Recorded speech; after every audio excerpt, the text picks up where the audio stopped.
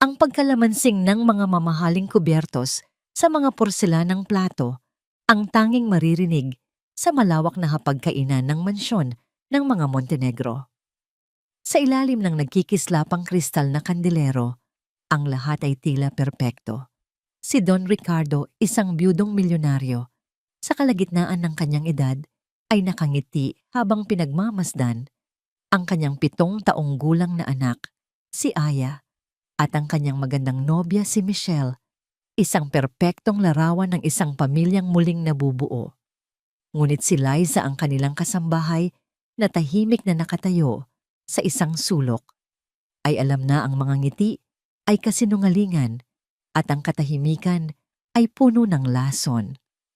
Sa loob ng ilang buwan, mula nang dumating si Michelle at ang ina nitong si Consuelo sa mansyon, natutunan ni Liza na basahin ang mga bagay na hindi sinasabi, ang mga titig na mas matalim pa sa kutsilyo, ang mga ngiting hindi umaabot sa mata, at ang takot na unti-unting bumabalot sa munting katawan ni Aya. Anak, dahan-dahan sa pagkain. Paalala ni Don Ricardo, ang kanyang boses ay malumanay, ngunit may bakas ng pagod. Masyado siyang abala sa negosyo, masyadong nalunod sa sariling pighati sa pagkawala ng asawa para mapansin ang mga aninong gumagapang sa sarili niyang pamamahay. "It's okay, darling." Mabilis na sabat ni Michelle, ang kanyang boses ay matamis na parang pulot. Hinawakan niya ang kamay ni Ricardo sa ibabaw ng mesa. "Hayaan mo ang bata. She's just being a kid." Ngumiti si Ricardo, isang nangiti ng pasasalamat. Para sa kanya si Michelle ang liwanag na muling nagbigay pag-asa sa kanilang madilim na mundo. Isang anghel. Subalit ng sandaling iyon, sa pag-aabot ni Aya sa pitzel ng tubig, aksidenteng sumagi ang kanyang siko sa baso. Sa isang iglap, ang malamig na tubig ay bumuhos sa mamahaling seda na bestida ni Michelle. Natahimik ang lahat. Ang tanging maririnig ay ang mabilis na paghinga ni Aya.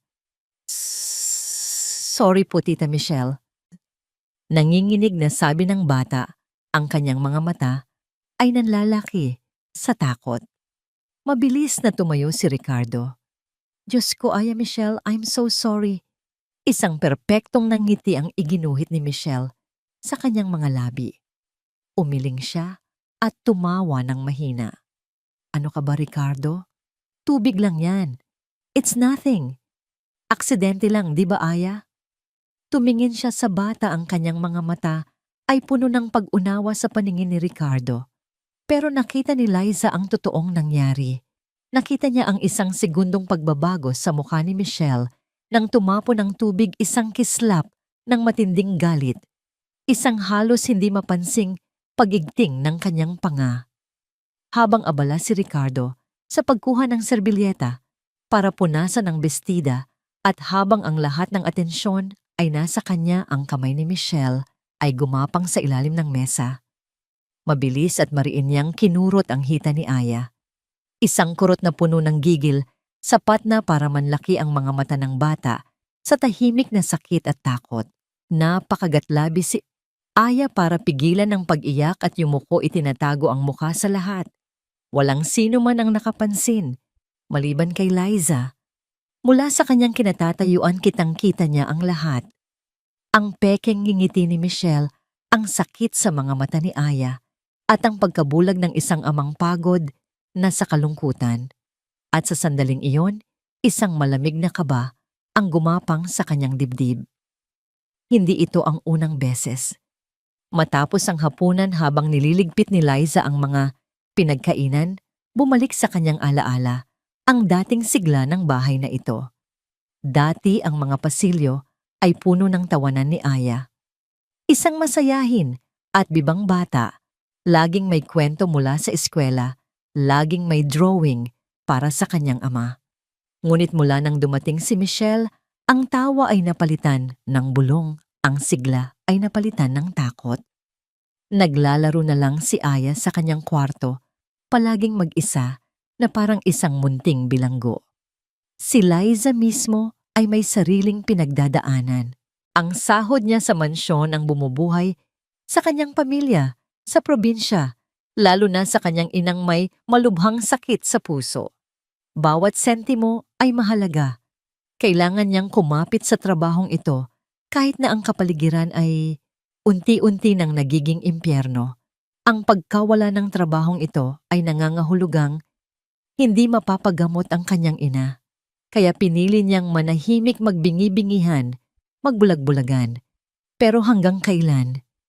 Nang gabing iyon habang nagpupunas si Liza ng mga muebles sa sala, narinig niya ang boses ni Michelle mula sa library.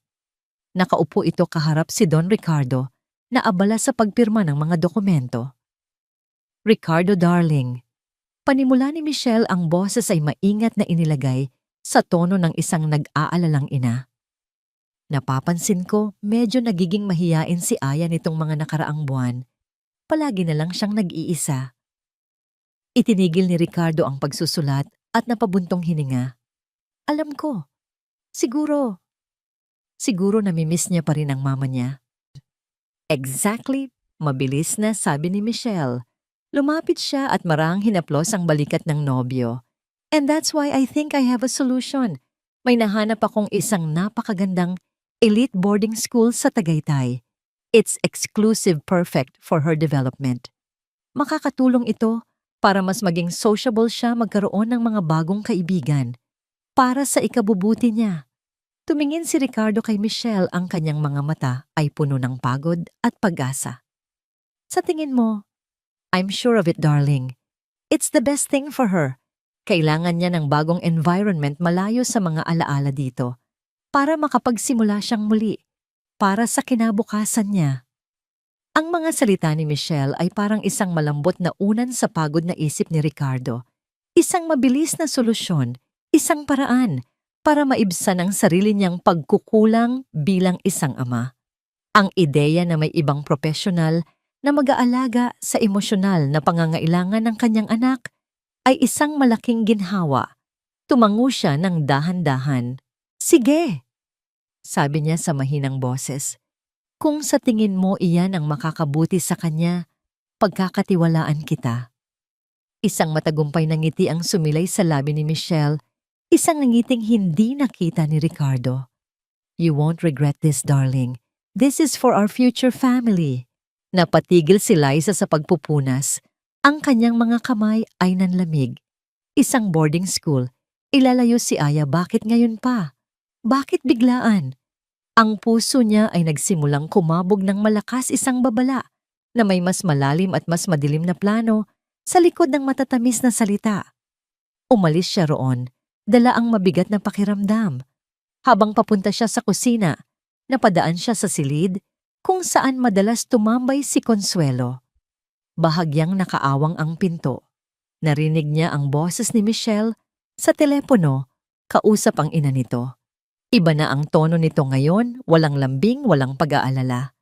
Tanging lamig at tagumpay. "Maayos na ang lahat," sabi ni Michelle. Sa kabilang linya ang kanyang boses ay mahina, ngunit malinaw na narinig ni Liza. Isang maikling katahimikan. Oo, pumayag na siya. Sa wakas, may pagak na tawa siyang pinakawalan. Malapit nang maalis ang sagabal. Ang salitang sagabal obstacle. Para kay Liza ang salitang yon ay tumusok sa kanyang puso na parang isang patalim na yelo. Si Aya. Isang sagabal. Sa anong plano?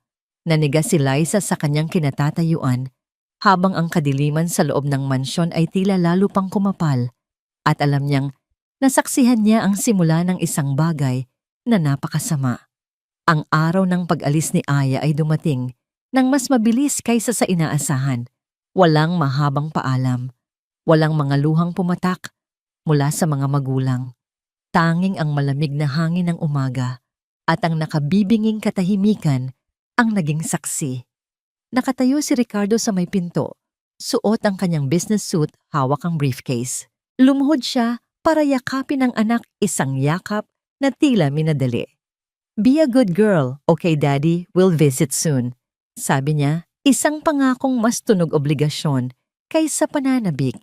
Hinalikan niya ang noo ni Aya, tumayo at tumingin sa kanyang relos. Mahuhuli na ako sa board meeting. Anunsyo niya sa lahat.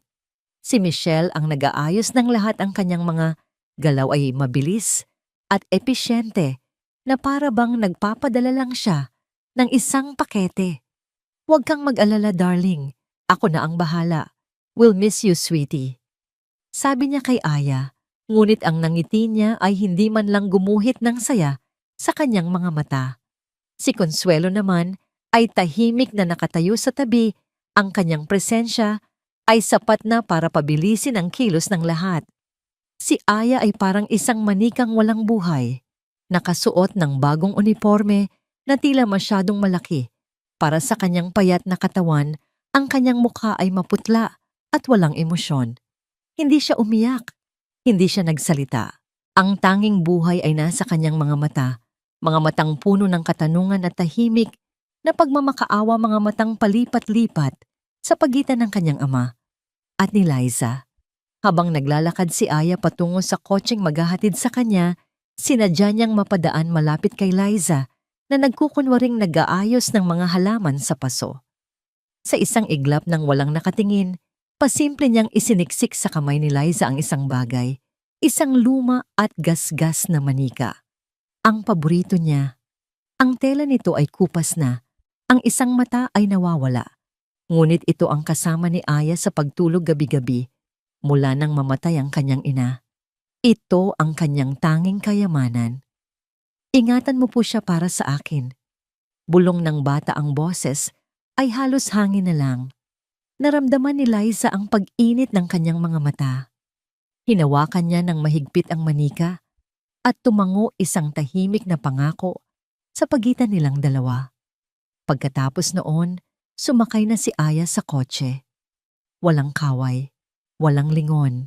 Umalis ang sasakyan at kasama nitong nawala ang huling piraso ng liwanag at tawanan sa mansyon ng mga Montenegro. Sa mga sumunod na araw, ang kawalan ni Aya ay naging isang pisikal na bagay, isang bigat na bumalot sa buong kabahayan.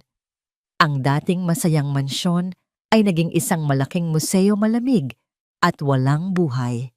Ang tanging maririnig na lang ay ang matinis na tunog ng takong ni Michelle sa sahig na gawa sa marmol at ang mga pabulong na utos ni Consuelo sa mga katulong.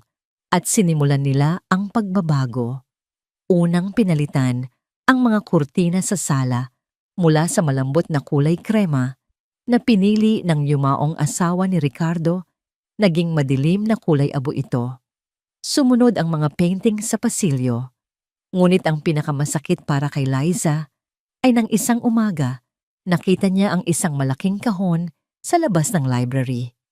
Sa loob nito, nakapatong ang mga naka-frame na litrato ng namayapang si Senyora Elena, ang kanyang larawan noong kasalang litrato niya habang karga si Aya bilang isang sanggol.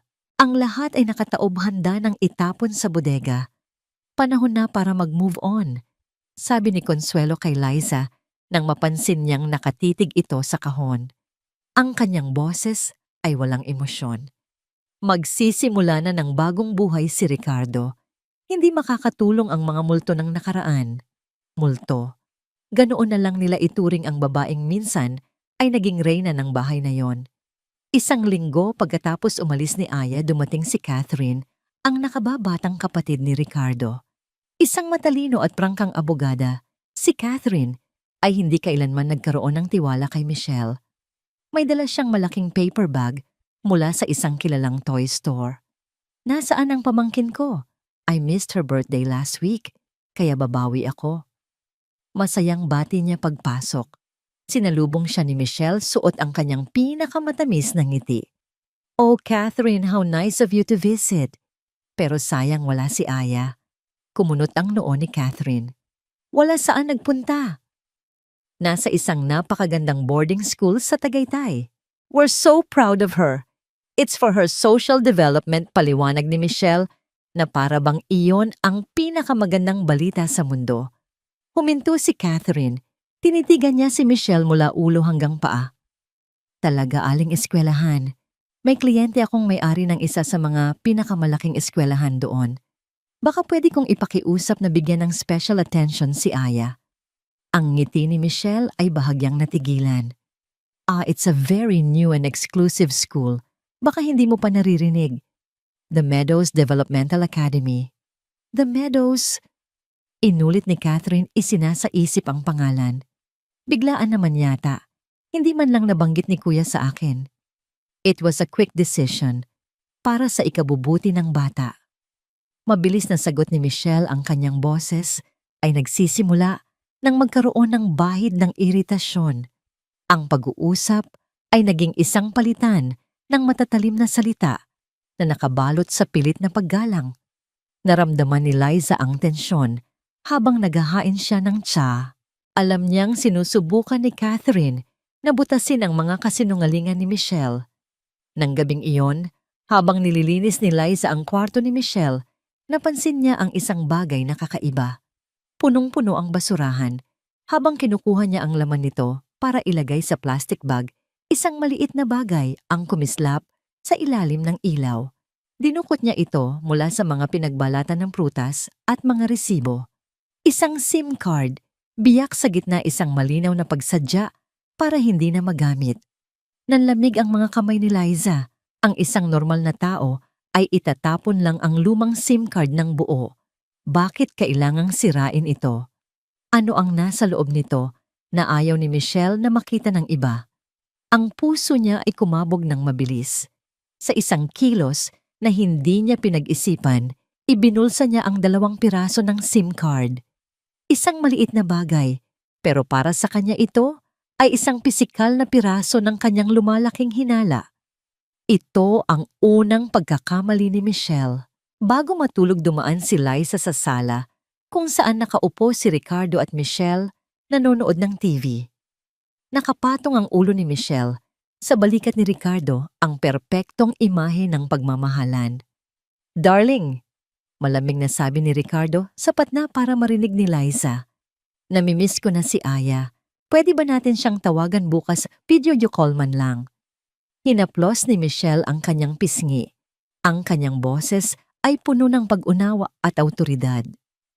"Naiintindihan ko, mahal, pero napakahigpit ng polisiya ng eskwelahan. No contact policy daw sila sa unang buwan. Para raw matulungan ang mga bata na mag-adjust ng mabilis at hindi ma-homesick. Para rin iyon sa kabutihan niya." Isang perpektong dahilan. Isang makatwirang kasinungalingan. Tumango si Ricardo, may bakas ng pagkadismaya sa kanyang mukha, ngunit tinanggap niya ang paliwanag. "Sige, kung yan ang patakaran. Basta siguraduhin mong alam niyang iniisip ko siya." "Of course, darling," sagot ni Michelle bago siya hinalikan sa labi. Mula sa dilim ng pasilyo, mahigpit na kinuyom ni Liza ang kanyang palad. Sa loob ng bulsa ng kanyang uniforme, naramdaman niya ang matulis na gilid ng sirang SIM card. Walang contact, walang tawag, walang pictures. Si Aya ay parang isang bituin na bigla na lang pinatay. At si Liza na may hawak na nag-iisang piraso ng basag na ebidensya ay nakaramdam ng matinding takot at isang hindi maipaliwanag na determinasyon. Kailangan niyang malaman kung ano ang itinatago sa likod ng mga perpektong namongiti at makatwirang kasinungalingan. Kinabukasan, araw ng day off ni Liza. Sa halip na umuwi sa kanilang maliit na bahay sa labas ng syudad, ang una niyang pinuntahan ay isang masikip at maingay na eskinita sa Quiapo. Doon sa gitna ng mga nagbebenta ng kung ano-anong anting-anting at gamot ay may isang maliit na pwesto ng pag-aayos ng cellphone. Pag-aari ito ni Marco, isang kababata niyang kilala sa pagiging mahusay sa teknolohiya. "Liza, napadalaw ka." Bati ni Marco, nagpupunas ng pawis sa noo. "Anong problema? Bumigay na ba yung luma mong telepono?" Umiling si Liza at maingat na inilabas mula sa kanyang pitaka ang 2 piraso ng sirang SIM card. "Marco, kailangan ko ng pabor. Malaki." Tiningnan ni Marco ang SIM card, kumunot ang noo. "Biyak to anong gagawin ko rito? Kaya mo bang i-recover kung ano man ang laman niyan? Mga text messages, call logs, kahit ano." Nag-aalangang tanong ni Liza ang kanyang boses ay halos pabulong. Importante lang talaga. Tinitigan siya ni Marco, nakikita ang desperasyon sa kanyang mga mata. Kinuha niya ang SIM card at sinuri ito sa ilalim ng maliwanag na ilaw. Mahirap to, Liza. Puputulin ko ang koneksyon ng 2 piraso para mabasa ng computer, pero walang kasiguraduhan. At hindi legal ang gagawin kong to. Magbabayad ako. Mabilis na sabi ni Liza, kahit alam niyang kapos na kapos siya sa pera. Kahit magkano. Umiling si Marco at ibinalik ang tingin sa kanya. Huwag na. Kababata kita. Sige, susubukan ko. Pero kailangan kong malaman, ano ba to? Sangkot ka ba sa gulo? Napalunok si Liza. Hindi ko alam, Marco. Pero may isang bata na kailangan kong tulungan. Sapat na ang sagot na yon para kay Marco. Sige. Babalitaan kita mamayang hapon. I-text mo sa akin ang number mo. Iniwan ni Liza ang SIM card na may mabigat na puso. Buong maghapon siyang hindi mapakali. Habang nakaupo sa isang dampa sa tabi ng ilog, pasig pinagmamasdan ang maruming tubig paulit. Ulit na tumatakbo sa isip niya ang mga posibleng mangyari. Paano kung wala silang makita? O mas malala, paano kung mahuli siya nang maggagabi na tumunog ang kanyang telepono? Isang text mula kay Marco. Liza, may nakuha ako. Hindi kompleto, pero may mga nabura akong text na na-recover. Isang number lang ang paulit-ulit na ka-text. Walang pangalan, puro numero lang. Pinag-uusapan nila ang tungkol sa isang package at isang full care service. At may isang address. Isang address sa isang liblib na lugar sa Laguna. Nanlamig ang buong katawan ni Liza. Package full care service, ang mga salita ay tunog propesyonal. Ngunit sa konteksto ng pagkawala ni Aya, ang mga ito ay may madilim at nakakakilabot na kahulugan. Laguna, hindi Tagaytay. Ito ang unang matibay na ebidensya na nagsisinungaling si Michelle. Kinabukasan bumalik si Liza sa mansyon na may bagong determinasyon. Kailangan niya ng kakampi. Isang taong matagal nang naglilingkod sa mga Montenegro, isang taong mapagkakatiwalaan. Si Mang Andres, ang matandang driver ng pamilya. Mahigit 30 taon na siyang naninilbihan sa kanila mula pa noong binata si Ricardo. Siya ang naghatid sundo kay Aya sa eskwelahan araw-araw bago dumating si Michelle. Hinintay niya ang tamang pagkakataon. Nang hapon na yon, nakita niya si Mang Andres na naglilinis ng isa sa mga mamahaling sasakyan sa garahe. Tahimik siyang lumapit. Mang Andres, pwede po ba tayong mag-usap sandali? Nag-angat ng tingin ang matanda, ang kanyang muka ay puno ng mga guhit ng karanasan. O Liza, tungkol saan? Tungkol po kay Aya, sabi niya sa mahinang boses, palaging sumususulyap sa paligid. Sa pagbanggit pa lang ng pangalan ng bata, nagbago ang ekspresyon ni Mang Andres. Ang kanyang mga mata ay lumambot sa lungkot. Ano ang tungkol sa bata? Namimiss ko na nga ang kakulitan noon. Naniniwala po ba kayo na nasa isang magandang boarding school siya sa Tagaytay? Diretsahang tanong ni Liza. Natigilan si Mang Andres. Ibinalik niya ang hawak na basahan sa timba at humarap ng buo kay Liza. Matagal na akong may kutob na may malihidya. Mula pa noong una kong makita ang babaeng yan. Sabi niya ang tinutukoy ay si Michelle. Pero anong magagawa ng isang hamak na driver na tulad ko? Doon ikinuwento ni Liza ang lahat ng pagbabago sa ugali ni Aya, ang sirang SIM card, ang mga na-recover na text message, at ang address sa Laguna. Habang nagsasalita si Liza, unti-unting nanlaki ang mga mata ni Mang Andres. Nang mabanggit niya ang Laguna, napahawak ito sa kanyang sentido. Diyos ko po, bulong niya. Laguna? Ilang buwan bago nila ipadala si Aya sa boarding school, nagpahatid sa akin si Senyora Michelle at ang nanay niya. Akala ko may bibisitahin lang silang kamag-anak.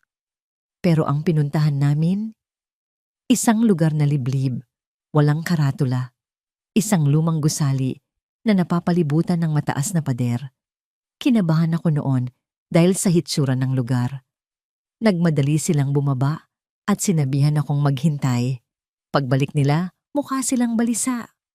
Nagkatitigan sila ni Liza at sa sandaling iyon, alam nilang pareho na sila ng iniisip. Ang lugar na iyon ang lugar sa address. Kailangan nating sabihin, to kay Sir Ricardo. Get ni Liza. Umiling si Mang Andres, ang kanyang muka ay puno ng pag-aalala. Bulag ang amo natin, Liza. Bulag sa pag-ibig o kung ano man ang tawag dyan. Hindi siya maniniwala sa atin. Ang tingin niya kay Michelle ay isang anghel. Tayo mga hamak, nakatulong lang. Baka tayo pa ang pagbintangan at palayasin. Ang katotohanan sa sinabi ni Mang Andres ay parang isang malaking sampal. Tama siya. Sino nga ba naman sila para paniwalaan? Habang sila ay malalim na nag-uusap, hindi nila namalayan ang isang anino na tahimik na lumapit sa likuran nila. Mukhang seryoso ang pinag-uusapan ninyo. Ang malamig at matinis na boses ni Michelle ay tumusok sa hangin. Sabay silang napalingon ni Mang Andres, gulat at takot. Nakatayo si Michelle sa may pintuan ng garahe, ang kanyang mga braso ay nakakrus sa dibdib, ang kanyang mga mata ay parang 2 piraso ng yelo. Ah, senyora. Nauutal na, sabi ni Mang Andres. Pinag-uusapan lang namin ang makina ng kotse. Isang maliit at panuyang ngiti ang sumilay sa labi ni Michelle. Naglakad siya palapit, ang bawat hakbang ay may bigat. Tinitigan niya si Mang Andres, pagkatapos ay ibinaling ang tingin kay Liza. Isang tingin na tumatagos hanggang kaluluwa. Talaga? Akala ko, pinag-uusapan ninyo ang mga bagay na hindi ninyo dapat pinakikialaman. Sabi niya, ang kanyang boses ay mahina, ngunit puno ng pagbabanta. Lumapit pa siya kay Liza sapat na para maamoy niya ang mamahaling pabango nito. Makinig ka, Liza. Bulong niya para sila lang ang makarinig. Sa bahay na ito, ang mga taong masyadong matanong, ang mga taong masyadong mausisa, madalas hindi sila nagtatagal. Pagkatapos ay tumalikod siya at naglakad paalis, na parang walang nangyari. Iniwan sina Liza at Mang Andres na naninigas sa kinatatayuan ng kanilang mga puso ay malakas na kumakabog. Ang babala ay malinaw. Alam ni Michelle na may alam sila. At ngayon, hindi na lang si Aya ang nasa panganib, pati sila. Nang gabing iyon, habang naghahanda si Liza para matulog, biglang tumunog ang kanyang telepono. Isang hindi rehistradong numero. Nag-aalangan siyang sagutin ito. Hello? Si Liza ba to? Tanong ng isang pamilyar na boses ng babae. Si Catherine to, kapatid ni Ricardo. Napaupo si Liza sa kanyang kama. Ma'am Catherine, paano niyo po nakuha ang number ko? Hindi na yan mahalaga. Mabilis na, sabi ni Catherine. Liza, may hinala akong hindi maganda. Simula noong huli tayong magkita, sinubukan kong hanapin ang The Meadows Developmental Academy sa Tagaytay. Tinawagan ko ang lahat ng kakilala ko. Kinausap ko ang Department of Education. Liza, walang ganoong eskwelahan. Hindi ito nag-e-exist. Isang nakabibinging katahimikan ang namagitan sa kanila. Ang huling piraso ng pagdududa sa isip ni Liza ay gumuho. Ma'am, nagsimulang manginig ang boses ni Liza. Tama po kayo. May mali. May napakalaking mali. Kinabukasan ng mansyon ay sinalubong ng isang bagyo. Hindi ito literal na bagyo, kundi isang emosyonal na sigwa na dala ni Catherine. Dumating siya nang walang pasabi, ang kanyang muka ay kasing tigas ng bato at dire-diretso siyang pumasok sa opisina ni Ricardo. Si Liza na nag-aayos ng almusal ay napatigil nang marinig ang pagtaas ng kanilang mga boses. Ano ang ibig mong sabihin na hindi nag-e-exist ang eskwelahan? Narinig niyang sigaw ni Ricardo. Ang boses ay puno ng pagkalito at pagtanggi. Iyon mismo ang sinasabi ko. Kuya. Sagot ni Catherine, ang kanyang boses ay matalas. Sinuri ko lahat ng records. Walang The Meadows Developmental Academy na nakarehistro sa DepEd sa SEC kahit saan. Gawa-gawa lang ang pangalang iyon. Baka bago lang, baka hindi pa napoproseso ang mga papel. Katwiran ni Ricardo ang kanyang boses ay nagpapakita ng pilit na paniniwala. Isang linggo na akong nag-iimbestiga. Kung totoo yan, may bakas dapat kahit saan. Online sa mga forum ng mga magulang kahit saan. Pero wala. Zero. Niloloko ka niya, kuya. Niloloko ka ni Michelle. Isang malakas na kalabog ang narinig ni Liza. Marahil ay kamao ni Ricardo na bumagsak sa mesa. Huwag na huwag mong pagsasalitaan ng ganyan si Michelle. Wala kang alam. She's doing her best for Aya. Para sa pamilya natin. Pamilya? Anong pamilya? Isang pamilya. Kung saan bigla na lang nawawala ang anak mo. Kung saan hindi mo man lang siya makausap. Gumising ka, kuya. Masyado kang nagpapabulag sa kanya. Ang sigawan ay tumagal pa ng ilang minuto. Nagpalitan sila ng masasakit na salita. Si Catherine, gamit ang luhika ng isang abogada. Si Ricardo, gamit ang depensa ng isang taong ayaw harapin ang isang masakit na katotohanan. Sa huli, narinig ni Liza ang pangwakas na salita ni Ricardo. Umalis ka na. Sabi niya ang boses ay pagod at malamig. Umalis ka na, bago pa ako makapagsalita ng hindi mo magugustuhan. At huwag kang babalik dito hanggat hindi ka natututong igalang ang babaeng pakakasalan ko. Narinig ni Liza ang marahas na pagbukas ng pinto.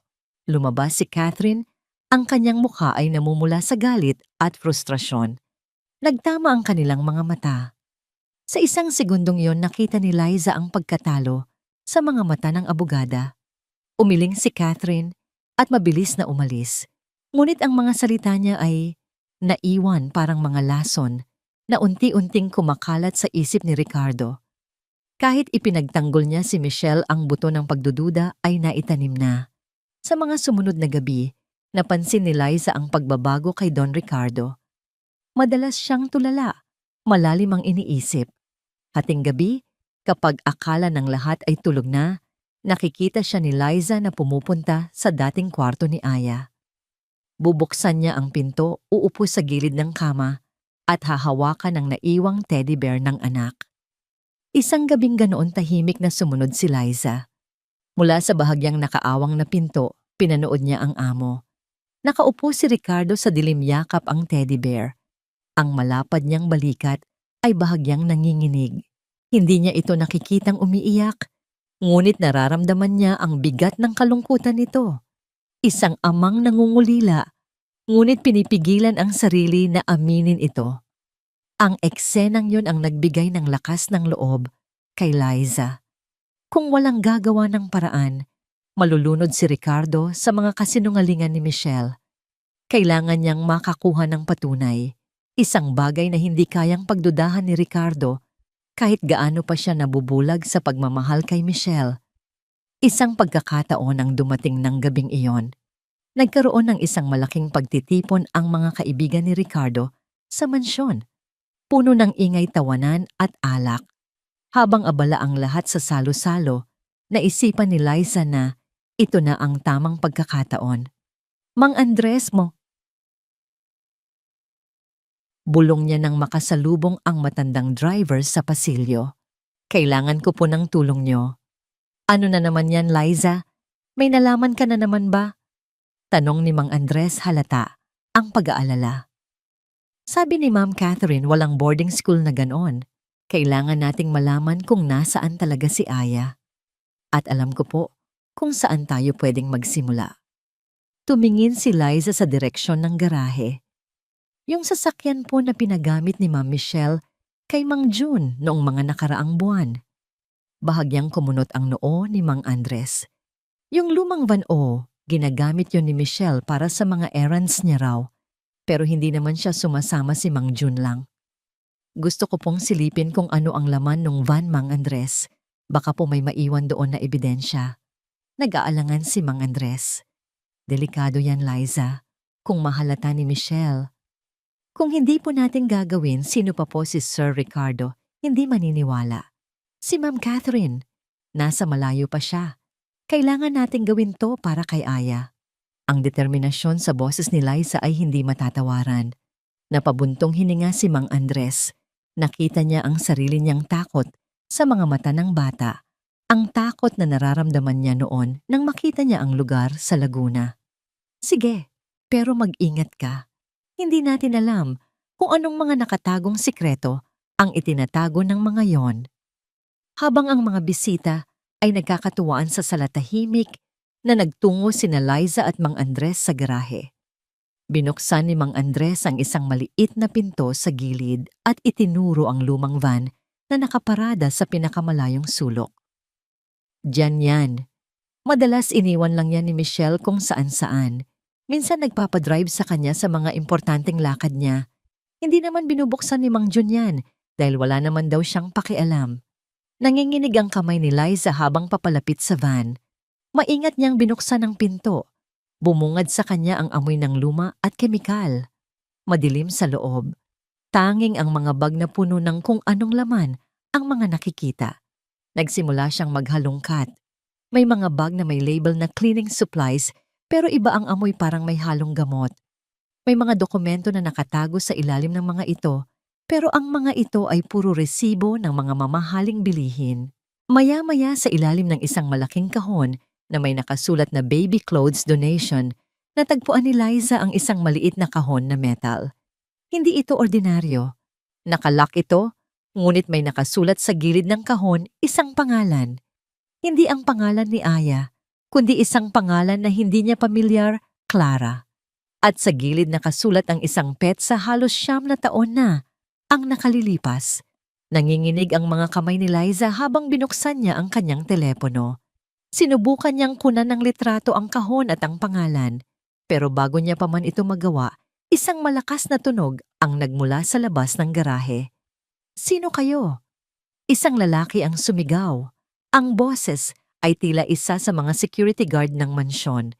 Nagsimulang magdilim ang mukha ni Michelle na kasalukuyang papalapit sa kanila, kasama ang kanyang ina. Mali ang ginagawa ninyo.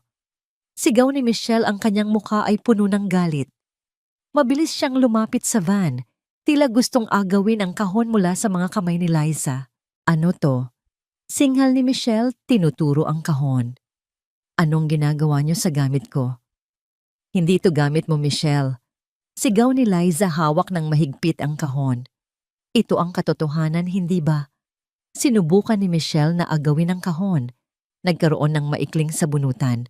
Sa lakas ng pagkakahawak ni Michelle, napunta ang kamay ni Liza sa isang bahagi ng kahon na may maliit na pindutan. Click! Biglang bumukas ang kahon. Hindi ito lock. Isa lang itong mekanismo. At sa loob nito, mga dokumento, mga medical records, mga litrato ng isang sanggol, isang batang babae, mga litrato ng mga nakalipas na taon. Ang bata ay lumalaki. Ang mga resibo ng bayarin sa isang klinik at isang dokumento, isang birth certificate, at ang nakasulat sa birth certificate sa pangalan ng magulang, Ricardo Montenegro, Maria Clara Montenegro. Habang nakatitig si Liza sa mga dokumento na para bang nakakakita ng multo, naramdaman niya ang panginginig ng kanyang buong katawan. Ang pangalan ng bata ay Clara. Ang pangalan ng namayapang asawa ni Ricardo ay Maria Clara. Hindi si Aya ang sagabal. Si Clara, ang unang anak ni Ricardo. Ang anak na akala ng lahat ay namatay pagkapanganak. Imposible. Mahinang bulong ni Michelle, ang kanyang mukha ay nagpapakita ng purong takot at pagkabigla. Ang kanyang kasinungalingan ay unti-unting natutunaw sa harap ng mga ebidensyang ito. Natigilan si Liza sa kanyang kinatatayuan. Ang kanyang mga kamay ay nanginginig habang hawak ang mga papeles. Hindi lang pala si Aya ang biktima. May mas malalim at mas masalimuot na sikreto ang nakatago sa mansyon na ito. At ngayon, ang maliit na piraso na nahanap niya ay nagbukas ng isang pinto patungo sa isang madilim na katotohanan. Isang katotohanang kailangan niyang ibahagi. Kahit ano pa ang mangyari. Ang garahe ay napuno ng nakabibinging katahimikan. Tanging ang mahihinang hikbi ni Michelle ang maririnig habang nakatitig sa mga dokumentong hawak ni Liza na parang isang hatol ng kamatayan. Si Mang Andres ay nanatiling nakatayo sa gilid, hindi makapaniwala sa kanyang nakita. Si Clara. Buhay ano? Ano ang ibig sabihin nito? Nanginginig na tanong ni Liza itinaas ang birth certificate. Sa isang iglap ang takot sa mukha ni Michelle ay napalitan ng isang desperadong galit. Sumugod siya pasulong hindi para agawin ang mga dokumento, kundi para itulak si Liza. Wala kang alam. Basura lang yan, mga lumang papel. Sigaw niya, ang kanyang boses ay matinis at puno ng pagtanggi. Napaatras si Liza, muntik ng matumba, ngunit mahigpit pa rin ang hawak niya sa mga ebidensya. Kung basura to, bakit mo itinatago? Bakit mo niloloko si Sir Ricardo? Bakit mo pinalabas na patay ang sarili niyang anak? Ang mga salita ni Liza ay tumama kay Michelle na parang mga sampal. Tumahimik ka. Umalingaw-ngaw ang sigaw niya sa buong garahe. Isa ka lang hamak na katulong. Anong karapatan mong manghimasok sa buhay namin? Sa puntong yun, dumating si Consuelo na naalarma sa ingay. Nang makita niya ang bukas na kahon at ang mga papel sa kamay ni Liza, ang kanyang mukha ay namutla. Michelle, anong nangyayari dito? Nahuli niya tayo, Mama. Humagulhol si Michelle. Alam na niya. Ang pag-amin na yon, kahit hindi sinasadya, ay sapat na para kay Liza. Ngunit para kay Consuelo, ito ay isang senyales para kumilos. Mas kalkulado at mas malamig ang kanyang pag-iisip. Naglakad siya palapit kay Liza, hindi galit, kundi may mapanganib na kalmado sa kanyang mukha. Ibigay mo sa akin ang mga yan, Liza. Utos niya, ang boses ay mababa at may diin. Huwag na nating palakihin pa ito. Isipin mo ang nanay mo sa probinsya. Ayaw mo naman sigurong may mangyaring masama sa kanya, di ba? Isang direktang pagbabanta. Nanlamig ang buong katawan ni Liza. Ngunit nang maalala niya ang mukha ni Aya, ang pangalan ni Clara, isang kakaibang tapang ang bumuhay sa kanya. Hindi matigas niyang sabi. Malalaman ni Sir Ricardo ang katotohanan. Iyon ang nagpasiklab sa galit ni Consuelo. Sa isang mabilis na kilos, sinunggaban niya ang buhok ni Liza at pilit na inagaw ang mga dokumento. Walang hiya ka. Nagsimula ang isang marahas na agawan. Sumisigaw si Liza. Sinusubukan ni Mang Andres na umawat. Ngunit itinulak siya ni Michelle. Sa gitna ng kaguluhan, ang mga papel ay nagkalat sa sahig. At sa kasagsagan ng sigawan, isang boses ang pumutol sa lahat. Anong kaguluhan ito?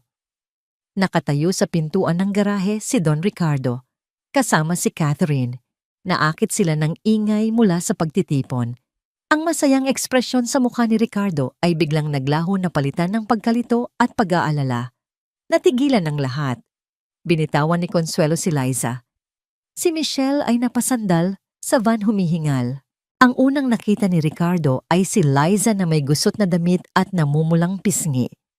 Pagkatapos ay ang mga nagkalat na papel sa semento. Dahan-dahan siyang lumapit at pinulot ang isa sa mga ito. Isang litrato ng isang batang babae na may mga matang kamukhang kamukha ng kanyang yumaong asawa. Ano to? Tanong niya, ang kanyang boses ay bahagyang nanginginig. Wala yan, darling. Mabilis na sabi ni Michelle, sinusubukang bawiin ang atensyon niya. Si Liza. Si Liza ay nagnanakaw. Nakita namin siya. Pinasok niya ang van para kumuha ng mga alahas ko. Isang desperadong kasinungalingan. Ngunit huli na. Pinulot na ni Catherine ang birth certificate. Binasa niya ito nang malakas ang kanyang boses ay umaling-awngaw sa tahimik na garahe. Maria Clara Montenegro, Father Ricardo Montenegro, Mother Maria Elena Montenegro.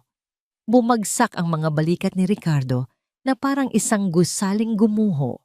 Dahan-dahan niyang tiningnan si Michelle, ang kanyang mga mata ay nagsisimula ng mamuo ng luha at isang bagay na mas malalim, isang dahan-dahang pagkaunawa sa isang napakalaking panloloko. Michelle, anong ibig sasabihin nito? Tanong niya, ang boses ay basag. Peke yan. Gawa-gawa lang yan ni Liza para sirain tayo. Humagulgol si Michelle, pero si Catherine, na isang abogada, ay alam ang itsura ng isang opisyal na dokumento. Hindi ito peke kuya, may selyo ito ng NSO. Ang katotohanan ay unti-unting lumulubog sa isipan ni Ricardo. Ang kanyang anak, ang anak na sinabi sa kanya ng mga doktor, 9 na, ang nakalipas na namatay ilang oras matapos ipanganak, ay buhay.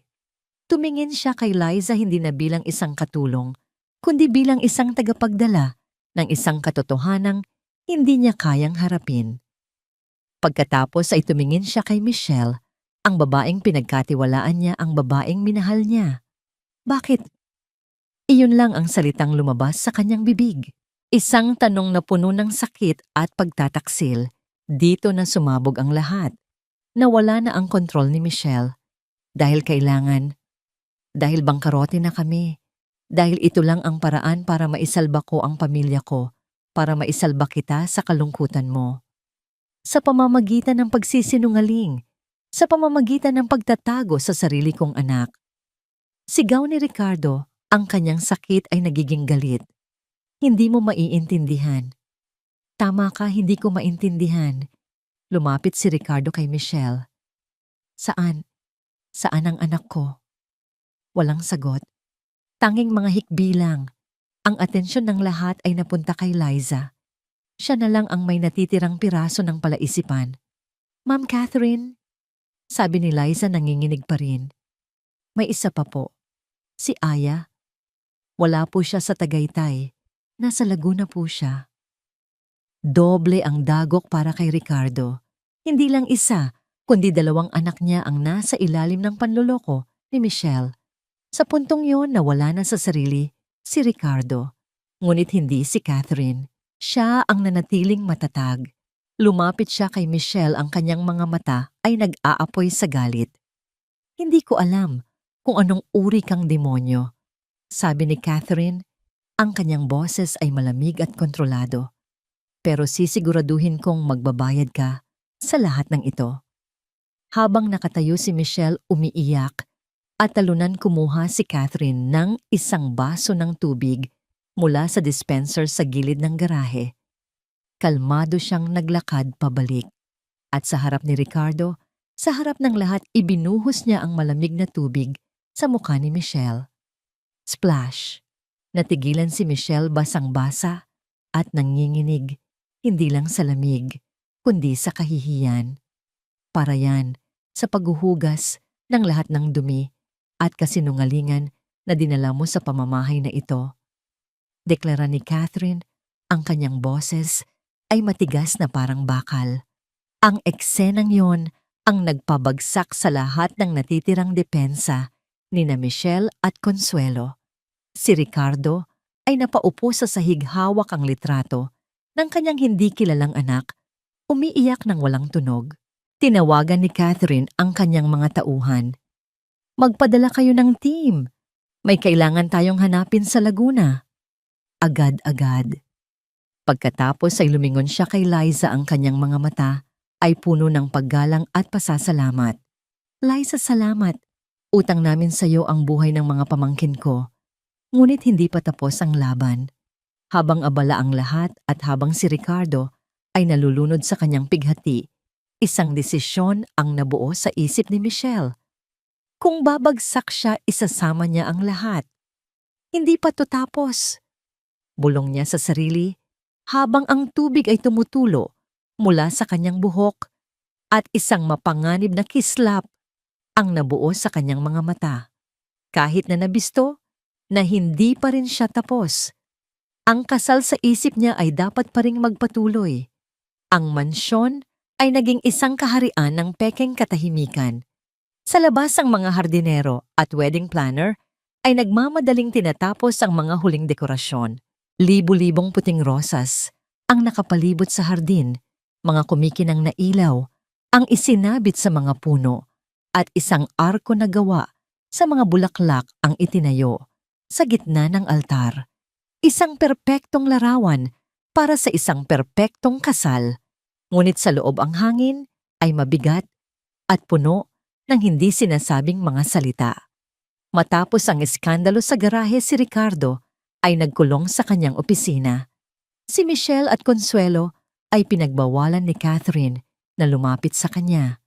Ang kasal na magaganap sa loob ng 12 oras ay nakabitin sa isang napakanipis na sinulid. Si Liza ay hindi mapakali, bagamat ang katotohanan ay lumabas na ang panganib ay mas lalo pang tumindi. Alam niyang hindi basta-basta susuko sina Michelle at Consuelo.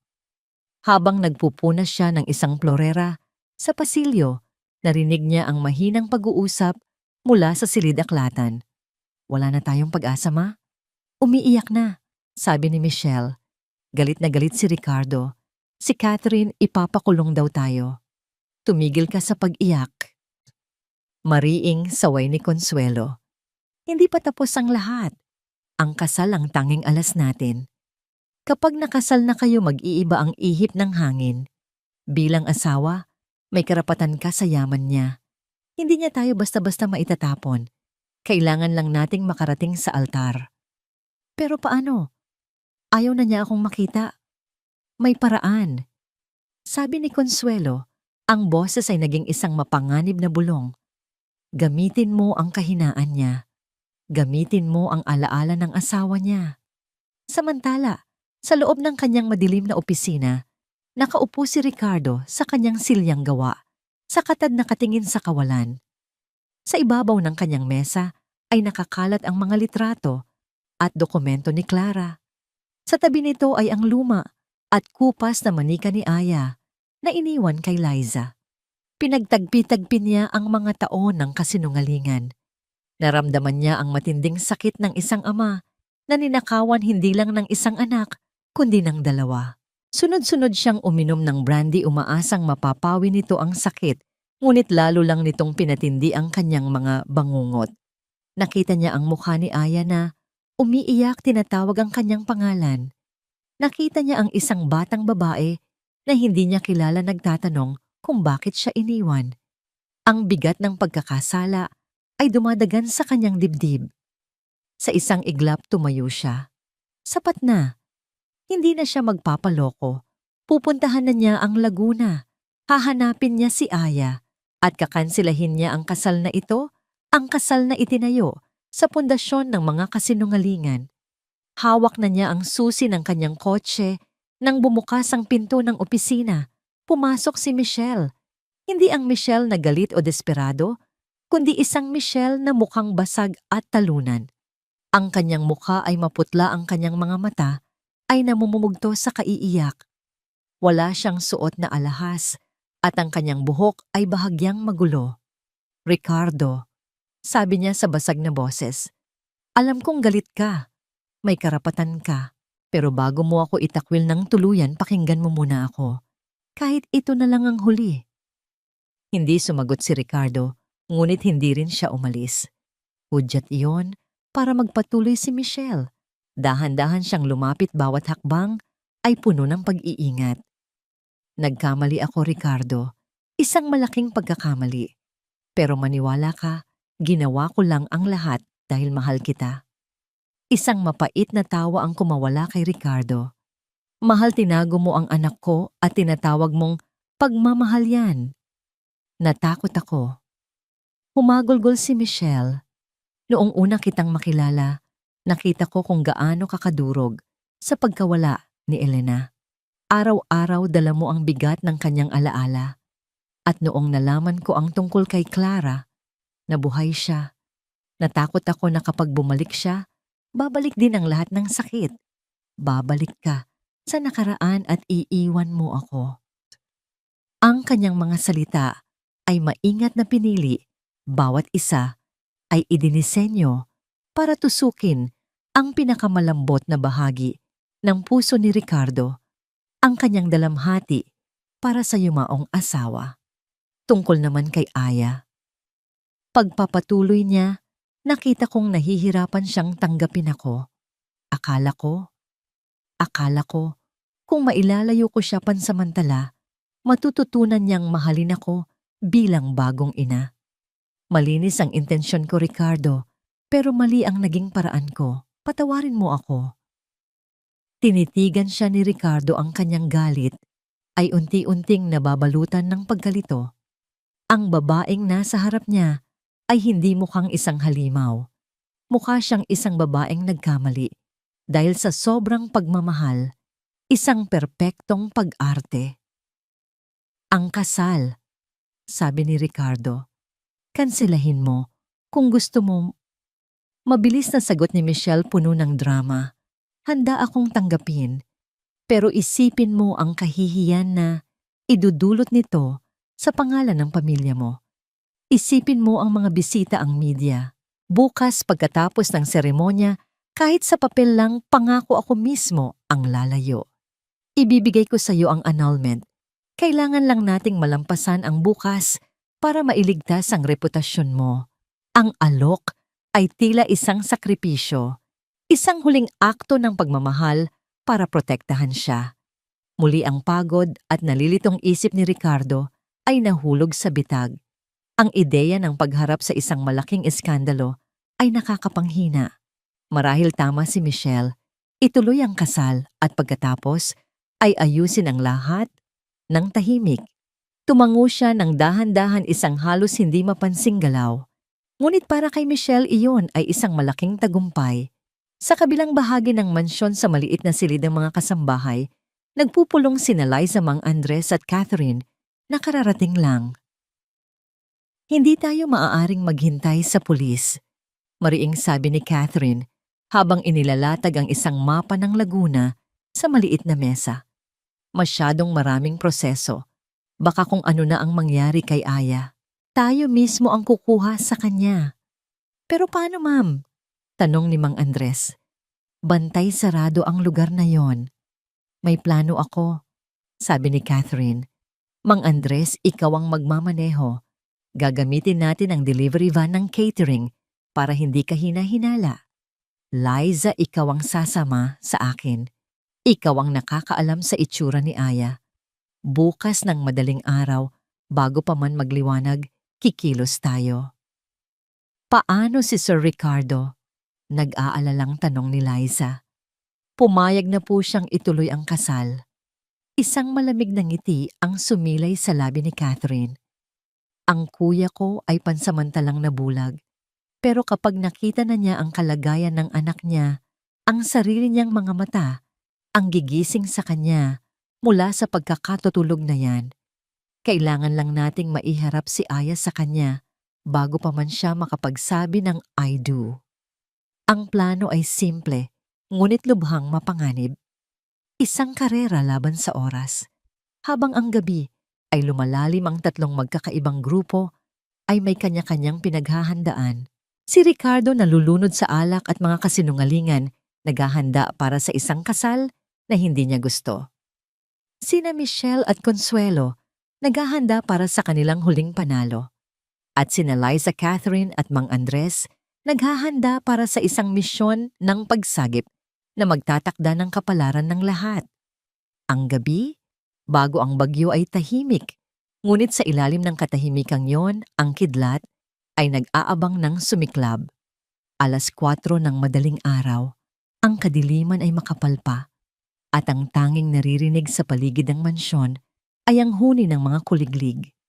Isang puting delivery van na may logo ng isang mamahaling catering service ang tahimik na lumabas mula sa gate sa likuran.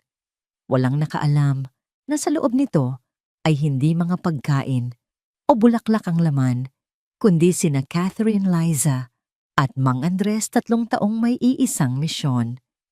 Sigurado ka ba sa daan, Mang Andres? Tanong ni Catherine mula sa passenger seat. Ang kanyang boses ay mahina, ngunit puno ng awtoridad.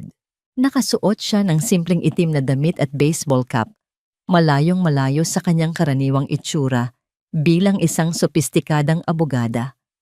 Kabisado ko ang bawat liko, ma'am. Sagot ng matanda, ang kanyang mga mata ay nakatutok sa madilim na kalsada. Hindi ko makakalimutan ang lugar na yon. Sa likod sa cargo area, nakaupo si Liza sa tabi ng mga walang lamang kahon.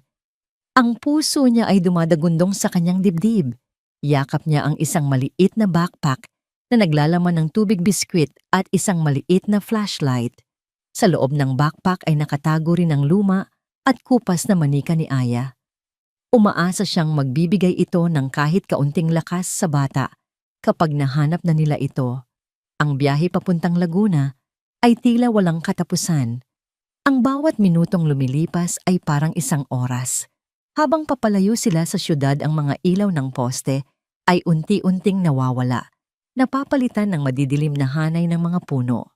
Malapit na tayo, anunsyo ni Mang Andres pagkalipas ng halos 2 oras. Ipinasok niya ang van sa isang makitid at baku-bakong daan na halos hindi na dinadaanan. Pagkatapos ng ilang metro, huminto siya sa ilalim ng isang malaking puno ng akasya, 200 metro ang layo, mula sa isang mataas na pader na gawa sa semento. Hanggang dito na lang tayo, sabi niya. Kung ipapasok natin ang van, maririnig nila ang ingay ng makina. Bumaba silang 3. Ang hangin ay malamig at amoy lupa. Mula sa kanilang kinatatayuan, tanaw nila ang isang malaki at lumang gusali sa loob ng pader. Walang ilaw sa mga bintana. Mukha itong abandonado. May isang security guard lang na nagbabantay sa gate, bulong ni Mang Andres. At may isa pang nag-iikot sa loob. Ayon sa plano, sabi ni Catherine habang inaayos ang isang maliit na earpiece sa kanyang tainga. Mang Andres, ikaw ang bahala sa guard sa gate. Gawan mo ng paraan para madistract siya. Kapag nakuha mo na ang atensyon niya, Liza, at ako ay aakyat sa pader sa bandang likuran. Paano kayo aakyat, ma'am? Nag-aalalang tanong ni Liza. Ngumiti si Catherine at itinuro ang isang malaking puno na ang mga sanga ay halos abot na sa tuktok ng pader. Hindi lang ako sa korte magaling. Si Mang Andres ay huminga ng malalim at tumango. Ako na ang bahala. Naglakad ang matandang driver patungo sa gate habang sina Catherine at Liza ay maingat na gumapang sa damuhan patungo sa likurang bahagi. Maya-maya narinig nila ang boses ni Mang Andres. Tuloong tulong na siraan ako. Sigaw niya na may kasamang malakas na pag-ubo. Nakita nilang lumabas ang guard mula sa maliit na guardhouse, hawak ang isang flashlight. Sino yan? Anong ginagawa mo dito? Nasira ang makina ko, boss. Pauwi na sana ako. Baka pwedeng makicharge lang ng cellphone para matawagan ko ang anak ko. Habang abala ang guard kay Mang Andres, sinenyasan ni Catherine si Liza. Mabilis at tahimik silang umakyat sa puno. Si Catherine, sa kabila ng kanyang edad, ay maliksi. Hinawakan niya ang isang matibay na sanga, umindayog at lumapag sa tuktok ng pader. Sumunod si Liza, nanginginig ngunit determinado. Mula sa itaas, nakita nila ang madilim na bakuran. May isang nag-iikot na guard, ngunit nasa kabilang dulo ito ng gusali. Dahan-dahan silang bumaba. Kailangan nating mahanap ang kwarto niya, bulong ni Catherine. Ayon sa mga dokumentong nakita mo, may mga numero ang mga kwarto, tama. Tumango si Liza. Room 7. Yun po ang nakasulat sa isang resibo. Nagsimula silang maglakad nakadikit sa pader ng gusali. Iniiwasan ang mga bintana. Ang gusali ay mas nakakatakot sa malapitan. May mga rehas ang bintana at ang pintura ay natutuklap na. Nakarating sila sa isang pinto sa gilid na bahagyang nakaawang. Pumasok sila sa isang mahaba at madilim na pasilyo na amoy amag at panis na pagkain. Ang tanging liwanag ay mula sa maliit na flashlight ni Liza. Nakita nila ang mga pintong may numero, 3. Habang naglalakad sila, nakakarinig sila ng mahihinang tunog, isang ubo, isang mahinang iyak. Hindi lang si Aya ang bata dito. Ang katotohanan yon ay nagbigay ng panibagong bigat sa kanilang misyon. Nakarating sila sa pinto na may numerong 7, nakalak ito. Paano to? Tanong ni Liza. Mula sa kanyang bulsa, naglabas si Catherine ng isang set ng manipis na alambre. May mga natututunan ka kapag humahawak ka ng pro bono cases para sa mga maling na pagbintangan. Sa loob ng ilang segundo, sa gitna ng nakakabinging katahimikan, narinig nila ang isang maliit na click. Bumukas ang pinto. Itinutok ni Liza ang flashlight sa loob. Ang kwarto ay maliit at walang laman, maliban sa isang manipis na kutsyon sa sahig. at sa ibabaw ng kutsyon nakabaluktot ang isang maliit na katawan. Aya bulong ni Liza. Lumapit sila. Ang bata ay nanginginig, hindi dahil sa lamig, kundi dahil sa lagnat. Ang kanyang buhok ay magulo, ang kanyang mukha ay marumi, at mas payat siya kaysa sa huling pagkikita nila. Dahan-dahang hinaplos ni Liza ang kanyang noo. Aya, gising. Si Tita Liza to. Dahan-dahang iminulat ng bata ang kanyang mga mata. Sa una, puno ito ng takot. Ngunit nang makilala niya si Liza, isang kislap ng pag-asa, ang lumitaw. Titita. Ang kanyang boses ay mahina at paos. Shh! Nandito na kami. Para kunin ka. Sabi ni Catherine. Biglang sa labas ng pasilyo narinig nila ang malalakas na yabag at sigawan. May nakapasok, hanapin na nyo.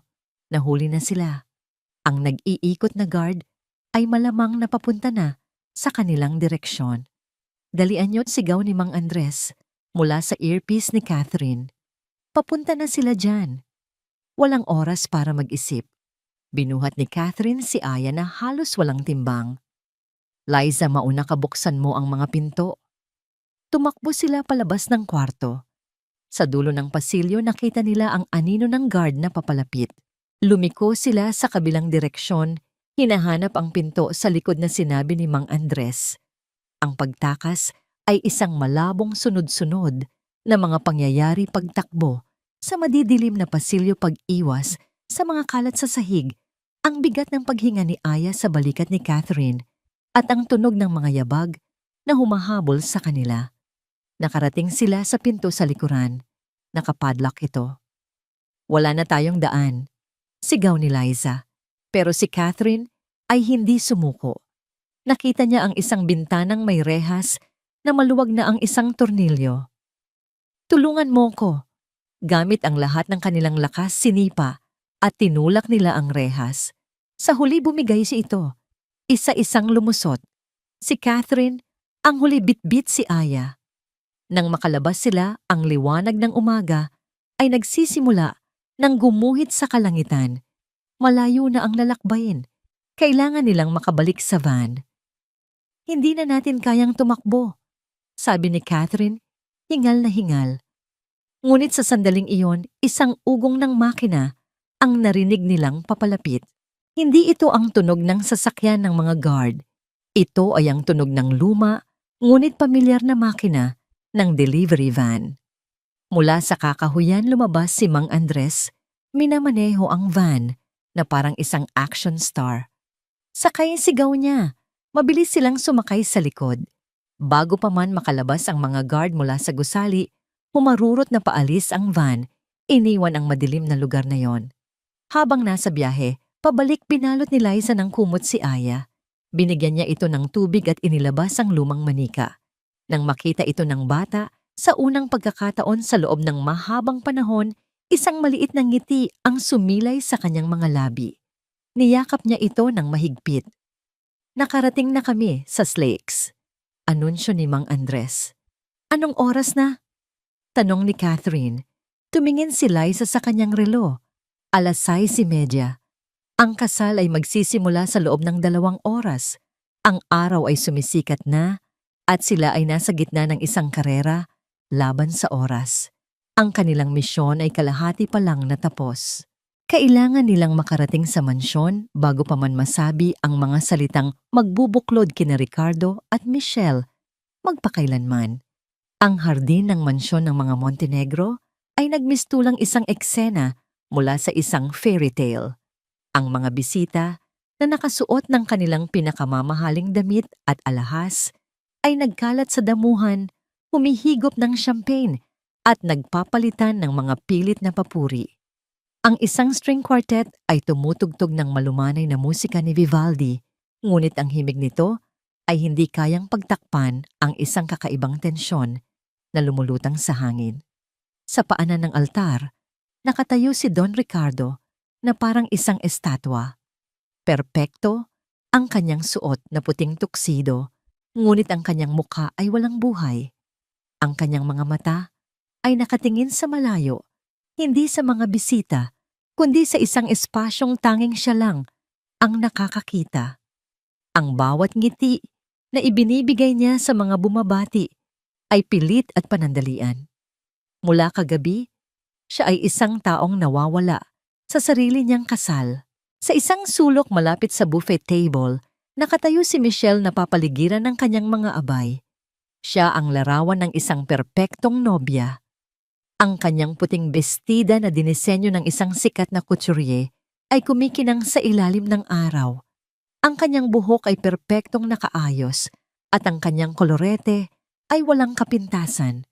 Ngunit ang sino mang titingin ng malapitan ay makikita ang katotohanan. Ang kanyang mga daliri ay mahigpit na nakahawak sa tangkay ng kanyang buke na para bang iyon ang tanging bagay na pumipigil sa kanya na bumagsak. Bawat ilang segundo, ang kanyang mga mata ay pasimpleng sumusulyap sa kanyang mamahaling relo pagkatapos ay sa malaking gate ng mansyon. Ang kanyang nangiti ay hindi umaabot sa kanyang mga mata. Ang mga ito ay puno ng isang lagnat na pag-aalala. "Relax ka lang, anak," bulong ni Consuelo na laging nasa tabi niya. "Malapit na, kaunting tiis na lang." Paano kung malaman niya? Nanginginig na sagot ni Michelle. Hindi sumasagot ang mga bantay sa Laguna. Kanina ko pa tinatawagan. "Mas mabuti ngayon," mariing sabi ni Consuelo. "Ibig sabihin nagtatago sila, takot sila. Walang makakaabot dito sa oras. Kapag natapos na ang seremonya, tapos na ang laro." Subalit ang pag-aalala ni Michelle ay hindi napapawi. Ang bawat tunog ng sasakyan sa labas ng gate ay nagpapatindig ng kanyang mga balahibo. Ang bawat hindi pamilyar na mukha sa karamihan ay nagbibigay sa kanya ng kaba. Para siyang isang kriminal na naghihintay ng pagdating ng mga pulis. Habang papalapit ang oras ng seremonya, nagsimulang mapansin ng mga bisita ang kakaibang kapaligiran. Parang balisa si Ricardo, hindi ba? Bulong ng isang matandang donya sa kanyang kaibigan. Hindi mukhang masaya. At si Michelle kanina pa tingin ng tingin sa relos. Para siyang may hinahabol. Sagot ng isa pa. Nagsimula ang seremonya. Ang musika ay nagbago, naging mas solemn. Ang lahat ay tumahimik at bumaling sa pasilyo kung saan maglalakad ang nobya. Nagsimulang tumugtog ang canon in D ni Pachelbel. Dahan-dahang naglakad si Michelle sa gitna ng pasilyo, nakakapit sa braso ng isang malayong kamag-anak. Sinubukan niyang maglakad ng may grasya at kumpiyansa, ngunit sa mata ng mga taong mapanuri ang kanyang mga hakbang ay masyadong mabilis. Para siyang tumatakbo papunta sa altar, hindi naglalakad. Ang kanyang perpektong nangiti ay nanigas sa kanyang mukha, isang maskara na anumang oras ay maaring mabasag. Nang makarating siya sa altar, hinalikan niya si Ricardo sa pisngi. Ang pagdampi ng kanilang mga balat ay malamig. Walang init, walang emosyon. Ang pari, isang matandang lalaki na may mabait na mukha, ay nagsimulang magsalita. Tayo ay nagtipon-tipon ngayon upang saksihan ang pag-iisang dibdib ni na Ricardo at Michelle. Habang nagsasalita ang pari, ang isip ni Ricardo ay lumilipad. Hindi niya naririnig ang mga salita. Ang tanging nakikita niya ay ang mukha ni Aya, ang mga litrato ni Clara at ang mga kasinungalingan na bumalot sa kanya. Tumingin siya kay Michelle at sa unang pagkakataon, nakita niya ang bahagyang panginginig ng labi nito at ang takot na pilit itinatago sa likod ng makakapal na pilik mata. Isang katanungan ang umikot sa kanyang isipan, sino ka ba talaga? Habang ang seremonya ay nagpapatuloy, isang puting delivery van ang humaharurot sa Slex. Sa likod si Liza ay abala sa pag-aalaga kay Aya. Pinunasan niya ang mukha ng bata ng basang bimpo at sinubukan itong pakainin ng biskwit. Si Aya ay masyadong mahina para kumain, ngunit uminom siya ng kaunting tubig. "Malapit na ba tayo, tita?" Tanong ng bata. Ang kanyang boses ay mahina pa rin. Hinaplos ni Liza ang kanyang buhok. "Malapit na, mahal. Makikita mo na ang papa mo. Manila traffic ahead, heavy congestion. Biglang anunsyo ng GPS sa telepono ni Catherine. Isang kolektibong pagmumura ang halos kumawala sa kanila. Napasuntok si Catherine sa dashboard. Hindi maaari. Hindi tayo pwedeng maipit dito. May alam akong shortcut, ma'am. Mabilis na sabi ni Mang Andres. Hindi ito legal na daan pero mas mabilis. Kapit kayo. Nang walang pag-aalinlangan inikot ni Mang Andres ang manibela at ipinasok ang van sa isang makitid na eskinita. Nagsimula ang isang biyaheng tila kinuha sa isang pelikula. Iniiwasan ang mga naglalako, mga tricycle at mga tumatawid na tao. Ang bawat segundo ay mahalaga. Bumalik sa hardin ng pari ay nasa bahagi na ng mga panata. Ricardo, tinatanggap mo ba si Michelle bilang iyong kabiyak sa hirap at ginhawa? Ang lahat ng mga mata ay nakatuon kay Ricardo. Isang mahabang katahimikan ang namayani. Tila huminto ang pag-ikot ng mundo habang hinihintay nila ang kanyang sagot. Tinitigan ni Ricardo si Michelle. Sa mga mata nito, nakita niya ang isang desperadong pagsamo. Sabihin mo ang o, tila sigaw nito. Huminga siya ng malalim. Ibinuka niya ang kanyang bibig para sumagot. Ngunit bago pa man may lumabas na salita, mula sa kanya isang ingay ang pumutol sa solemne na katahimikan. Isang malakas na tunog ng preno mula sa labas ng mansyon, sinundan ng isang malakas na kalabog na para bang may isang sasakyang bumangga sa bakal na gate. Napalingon ang lahat ng bisita, nagkaroon ng bulungan at pagtataka. Ang string quartet ay natigilan sa pagtugtog. Si Michelle ay nanigas sa kanyang kinatatayuan. Ang kulay ay nawala sa kanyang mukha. Naramdaman niya ang paglamig ng kanyang dugo. Alam niya kung ano ang ibig sabihin ng tunog na yon. Hindi ito aksidente. Ito ay pagdating. Ano yon? Tanong ng pari naguguluhan. Sinubukan ni Consuelo na pakalmahin ang sitwasyon. Huwag ninyong pansinin. Marahil ay isang aksidente lang sa labas. Father, please continue. Ngunit huli na ang lahat. Ang atensyon ng lahat ay naagaw na. Si Ricardo mismo ay napatingin sa direksyon ng gate ng kanyang puso. Ay biglang nagsimulang kumabog ng mabilis, hindi dahil sa kaba ng kasal, kundi dahil sa isang hindi maipaliwanag na pag-asa at takot. At pagkatapos sa gitna ng pagkalito, isang pinto sa gilid ng mansyon, ang pinto, na direktang papunta sa hardin mula sa garahe ay marahas na bumukas.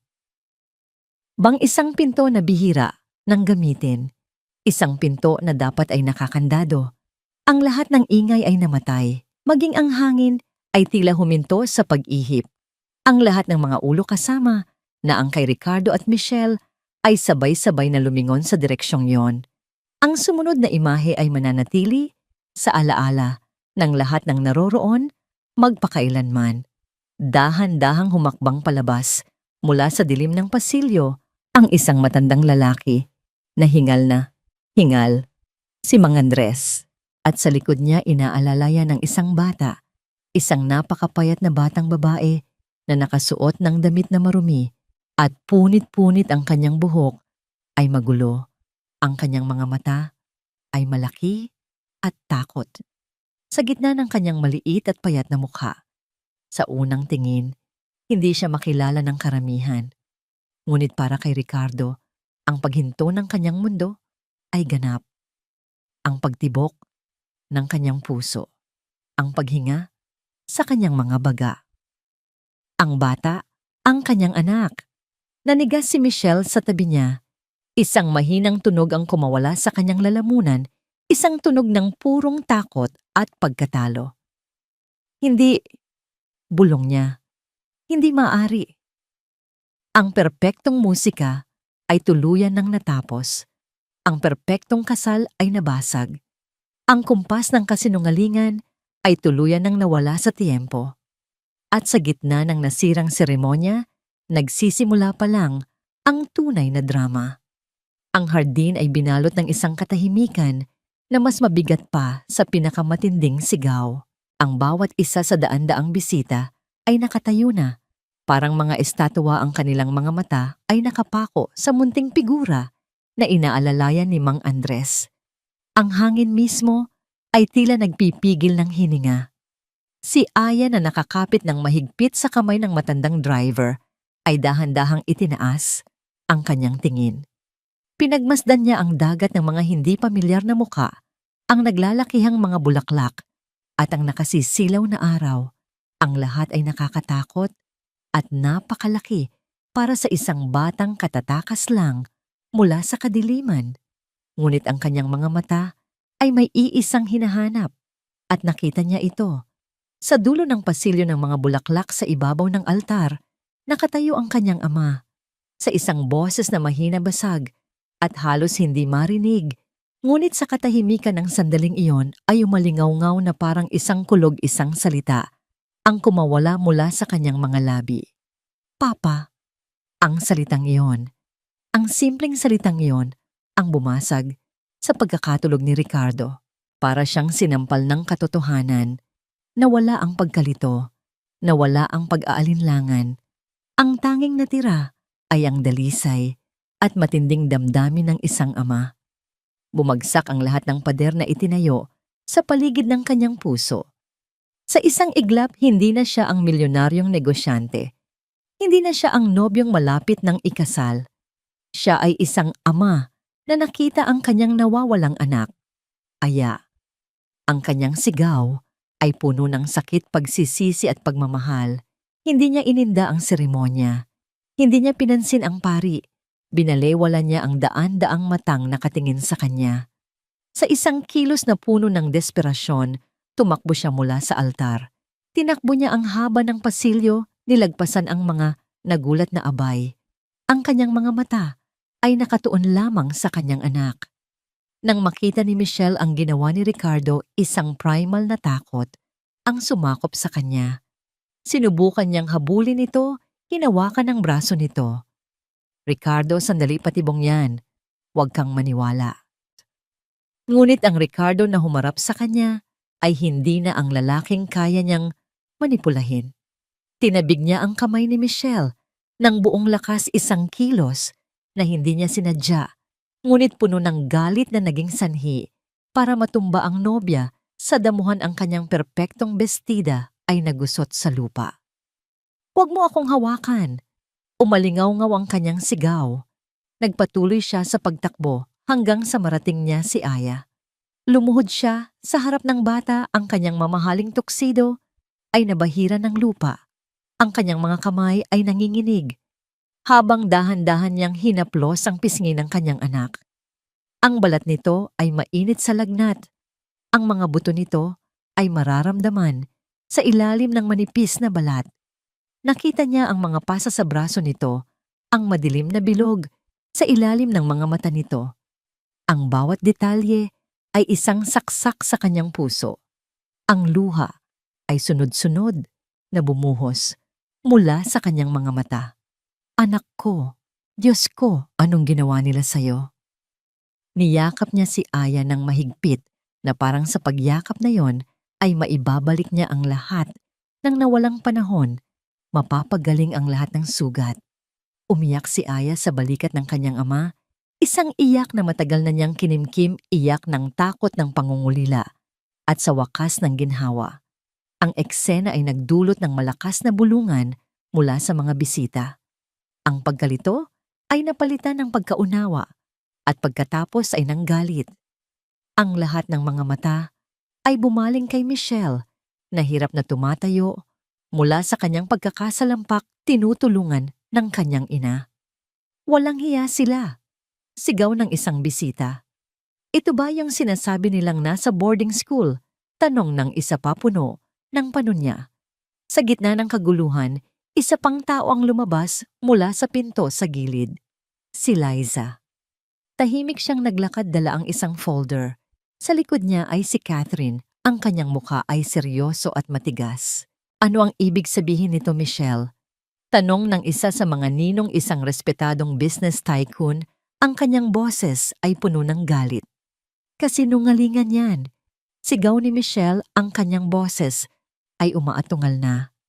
Baka na yan ang katulong na yan. Inggit siya sa'kin. Gusto niyang sirain ang kasal ko.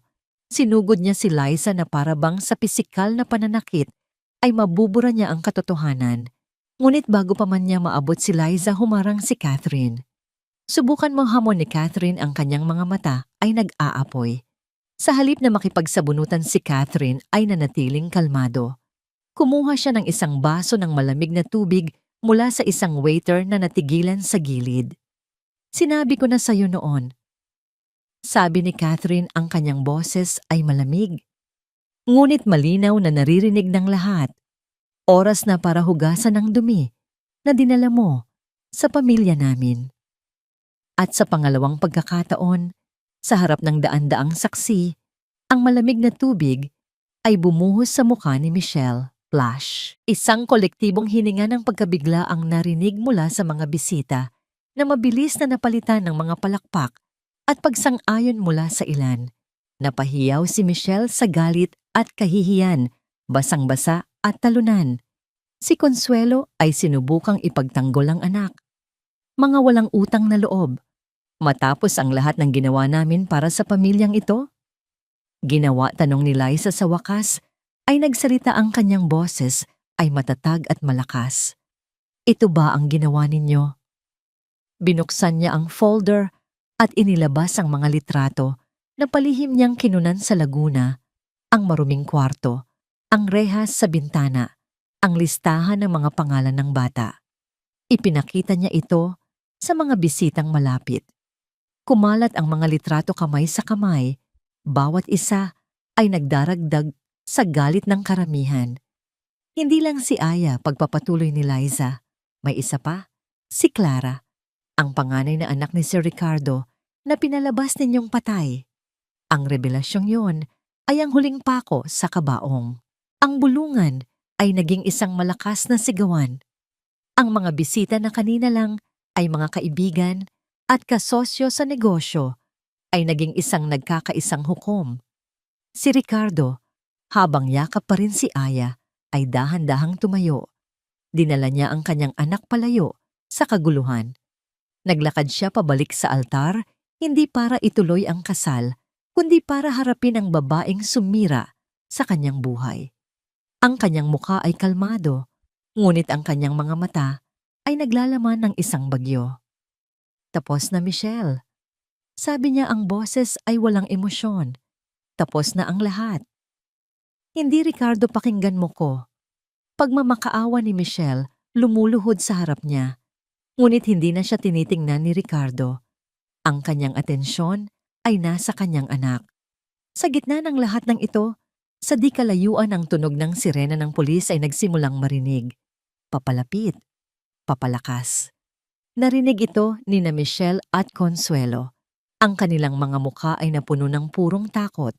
Nagtangka silang tumakbo magtago sa loob ng mansyon. Ngunit hinarangan sila ng mga bisita mismo. Walang gustong hayaan silang makatakas. Sila ay napaligiran mga bilanggo sa hardin na dapat sana ay magiging kanilang kaharian. Ang kasal ng taon ay naging krimen ng taon. At ang lahat ng maskara ay tuluyan ng bumagsak, inilalantad ang hubad at pangit na katotohanan sa ilalim ng matinding sikat ng araw. Ang tunog ng sirena ay huminto sa mismong tapat ng malaking gate ng mansyon. Ilang sandali pa pumasok ang mga pulis sa hardin. Ang kanilang asul na uniforme ay isang matinding kaibahan sa puti at pastel na kulay ng naudlot na kasal. Ang kanilang presensya ay nagdala ng isang tiyak na katapusan sa kaguluhan. Ang drama ay naging isang opisyal na usapin. Nang makita ni Michelle ang mga papalapit na opisyal, ang huling piraso ng kanyang katinuan ay gumuho. Hindi niyo ako pwedeng kunin. Sigaw niya nagpupumiglas mula sa pagkakahawak ng dalawang ninong na pumigil sa kanyang pagtakas.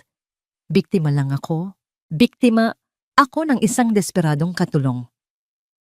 Ngunit wala nang naniwala sa kanya.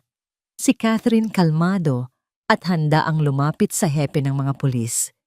Inabot niya ang isang makapal na folder. Inspektor, narito ang mga paunang ebidensya. Illegal detention, child abuse, At falsification of public documents. May mga testigo rin kami. Ang mga pulis na may profesional na kilos ay lumapit kina Michelle at Consuelo. Binasa nila ang kanilang mga karapatan. Si Consuelo ay tahimik na lang na tumango ang kanyang mukha ay isang blankong maskara ng pagkatalo. Alam niyang tapos na ang laro. Ngunit si Michelle ay patuloy na nagsisigaw at nagwawala. Ricardo, sabihin mo sa kanila, sabihin mong mahal mo ako, hindi mo hahayaang mangyari to. Ngunit si Ricardo ay nakatalikod na. Dahan-dahan niyang inilalakad si Aya, papasok sa mansyon papalayo sa tanawin ng pagkawasak na nilikha ng babaeng minsan niyang pinagkatiwalaan. Ang bawat hakbang palayo ay isang hakbang patungo sa isang bagong simula. Habang isinasakay sa police car sina Michelle at Consuelo, ang mga bisita ay unti-unting nagsimulang mag-alisan, dala ang isang kwentong hindi nila malilimutan. Ang dating hardin ng mga pangarap ay naiwang magulo, mga natapong baso, mga bulaklak na nayapakan, at isang altar na hindi kailanman nasaksihan ang pag-iisang dibdib. Sa loob ng mansyon sa katahimikan ng sala, inupo ni Ricardo si Aya sa malambot na sofa. Dumating ang isang doktor na ipinatawag ni Catherine para suriin ang bata. Malnutrisyon, mataas na lagnat at ilang minor na galos at pasa. Walang permanenteng pinsala sa katawan, ngunit ang mga sugat na hindi nakikita ay mas malalim. Nang makaalis ang doktor, umupo si Ricardo sa tabi ng kanyang anak. Dumating si Catherine at tahimik na umupo sa kabilang panig. Walang nagsasalita sa loob ng ilang minuto. Patawarin mo ako, kuya. Sa wakas ay basag ni Catherine. Sa katahimikan ang kanyang boses ay puno ng pagsisisi. Dapat mas naging mapilit ako. Umiling si Ricardo, ang mga luha ay muling namumuo sa kanyang mga mata. Hindi, Kat. Ako ang dapat humingi ng tawad. Tama ka sa lahat. Pero nagbingi-bingihan ako. Nabulag ako dahil ayoko nang masaktan ulit. Pero sa pag-iwas kong masaktan, mas lalo kong sinaktan ang sarili kong anak. Tiningnan niya si Aya na nakatulog na sa sofa, yakap-yakap pa rin ang lumang manika. Hinaplos niya ang buhok nito. At si Clara, Diyos ko, Kat, may isa pa akong anak at hindi ko man lang alam. Hahanapin natin siya, kuya. Pangako ni Catherine. Ngayon na hawak na natin sina Michelle, mapipilitan silang sabihin kung nasaan si Clara. Ibabalik natin siya sa'yo. Ilang sandali pa pumasok si Liza sa sala, dala ang isang baso ng tubig. Nag-aalangan siyang lumapit. Tumayo si Ricardo para salubungin siya. Tinitigan niya ang babaeng minsang tiningnan niya bilang isang hamak na kasambahay, isang anino lamang sa kanyang pamamahay. Ngayon, nakikita niya ito sa isang bagong liwanag, isang bayani na mas matapang kaysa sa kanya. Walang salitang kayang maglarawan ng kanyang pasasalamat. Kaya naman sa harap ng kanyang kapatid, sa gitna ng kanyang magarang sala, dahan-dahan siyang yumuko. Isang yuko ng pinakamataas na paggalang. Liza, sabi niya, ang kanyang boses ay nanginginig sa emosyon. Hindi ko alam kung paano kita pasasalamatan. Iniligtas mo ang anak ko, iniligtas mo ako sa sarili ko. Utang ko sa iyo ang buhay namin. Trabaho ko lang po na protektahan ng pamilya ninyo, sir. Mahinang sagot ni Liza na labis na nahihiya sa ginawa ng amo. Hindi ko na... Mariing sabi ni Ricardo, higit pa sa trabaho ang ginawa mo. Kaya mula ngayon, hindi ka na lang isang kasambahay dito. Gusto kong maging bahagi ka ng pamilyang ito. Bilang tagapamahala ng buong kabahayan. Bilang isang taong pinagkakatiwalaan ko. At ang nanay mo? Huminga siya ng malalim. Ako na ang bahala sa lahat ng gastusin sa pagpapagamot niya. Lahat. Ito ang pinakamaliit na bagay na magagawa ko. Naluha si Liza. Ang bigat na matagal na niyang pinapasan para sa kanyang ina ay biglang gumaan. Sa wakas makakahinga na siya ng maluwag. Lumipas ang ilang linggo. Ang balita tungkol sa kasal na naging eskandalo ay kumalat na parang apoy. Ngunit sa tulong ni Catherine, na protektahan ang privacy ng pamilya, lalo na ng mga bata. Sina Michelle at Consuelo ay nahaharap sa mabibigat na kaso at sa kanilang pag-amin na ituro nila kung nasaan si Clara. Siya ay nasa isang ampunan sa malayong probinsya inilista sa ilalim ng ibang pangalan, ngunit malusog at ligtas. Ang muling pagkikita ni Ricardo at ng kanyang panganay na anak ay isa pang emosyonal na kabanata. Ngunit sa pagkakataong ito ay puno ng pag-asa. Isang hapon nakatayo si Liza sa may bintana ng sala, pinagmamasdan ang hardin. Ang mga dekorasyon ng kasal ay matagal nang inalis. Ang hardin ay simple na ulit, ngunit mas masaya. Sa damuhan naghahabulan sina Aya at ang kanyang bagong kilalang ate si Clara. Si Aya na medyo malusog na ay malakas na tumatawa. Si Clara na sa una ay mahiyain ay unti-unti nang nagpapakita ng ngiti. Lumabas si Ricardo mula sa bahay, hindi na suot ang kanyang business suit, kundi isang simpleng polo shirt. Sumali siya sa paglalaro ng kanyang mga anak. Ang kanilang mga tawanan ay umalinggaw-ngaw sa buong paligid. Pinupuno ang bawat sulok ng mansyon ng isang uri ng musika na matagal nang nawala. Napangiti si Liza. Ang araw ay dahan-dahang lumulubog, nag-iiwan ng isang ginintuang sinag sa hardin. Ang bagyo ay tapos na. Ang pinsala ay malaki, ngunit ang mga sugat ay nagsisimula ng maghilom. Ang katotohanan, kung minsan ay masakit at mapanira, ngunit ito rin, tulad ng bukang liwayway pagkatapos ng isang mahabang gabi, ang tanging bagay na nagdadala ng tunay na liwanag. At sa mansyon ng mga Montenegro sa wakas, ang araw ay muling sumikat.